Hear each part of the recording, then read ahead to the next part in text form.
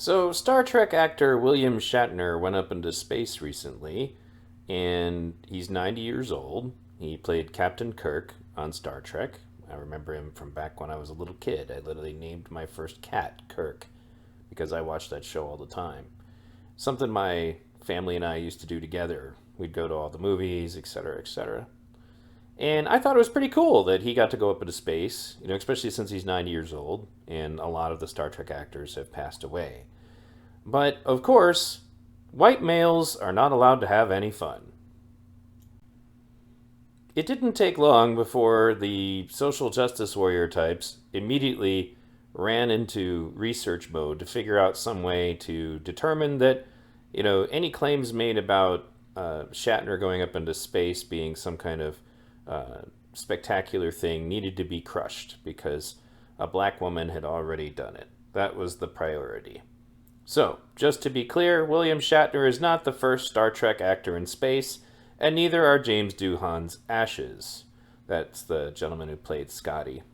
Anyway, Dr. Mae Jennison, MD, is the first black woman in space and the first actual astronaut to appear on a Star Trek show. One of the very few people on Earth of whom two photos can be seen doing a job on a spaceship in different contexts. Dr. Jennison orbited the Earth for nearly 8 days on September 12th through 20th, 1992, and then had a speaking role as Lieutenant Palmer in the Star Trek Next Generation episode Second Chances in 1993. No active U.S. astronaut is allowed to participate in private productions, but she appeared after leaving NASA. So, for some reason, it's really important that we point this out. Like, as if there's something wrong with celebrating that William Shatner went to space. We need to figure out some way to make it that this is actually an injustice that we're even talking about it. Kind of reminds me of the recent, what do they call it, missing white woman syndrome issue that I'll probably do a different video about later. But you got to ask yourself what kind of mindset do you need to be in that you see that somebody does something, and because they happen to be white and male, you need to run to the internet immediately to figure out some way to determine that this is actually oppression in disguise. And honestly, it's all ridiculous because when it comes to this, aside from the fact that we're talking about relevant Star Trek actors, she had a tiny bit part. I think it's fantastic that she's an astronaut. There's no question about that.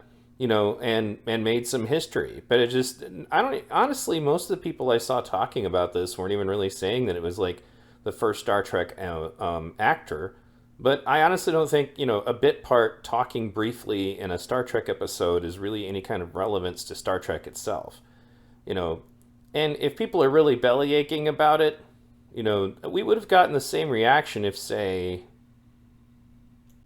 Avery Brooks, who was Captain Benjamin Sisko, who I might add was my favorite of all of the star captains, had went into space, and I hope that he gets a chance to do so. I guess what is bothering me is it just really necessary to make everything to a race-baiting argument?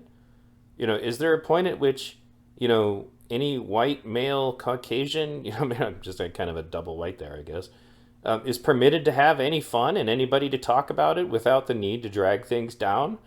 That's the question that I keep asking. Oh, and one more Star Trek, but not necessarily related to this issue question.